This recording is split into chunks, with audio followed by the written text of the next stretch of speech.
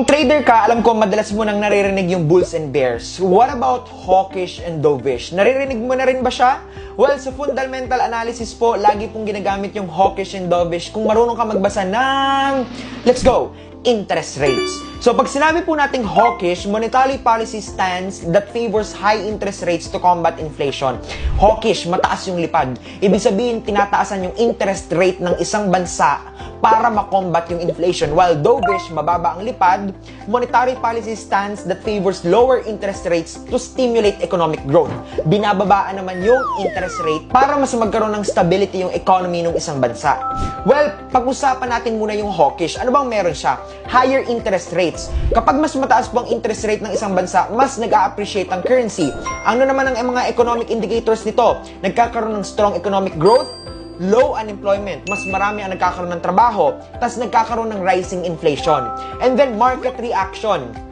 Ano naman to? Investors may buy the currency in anticipation of high returns. So, mas magkakaroon ng demand yung currency kapag hawkish ang isang interest rate ng isang bansa, kapag hawkish sila.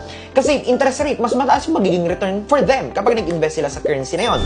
And then, ang dovish monetary policy naman is depreciation of currency, lower interest rate, okay? And then, ang economic indicator niya naman is low economic growth, high unemployment, maraming walang trabaho, at saka merong mababang inflation. Ano naman yung market reaction kapag ganito? Investors may sell the currency in anticipation of lower returns. Okay? So, medyo tagilid pagdating sa dovish monetary policy ang mga investors. Ayaw nila niyan. Okay? So, practical example.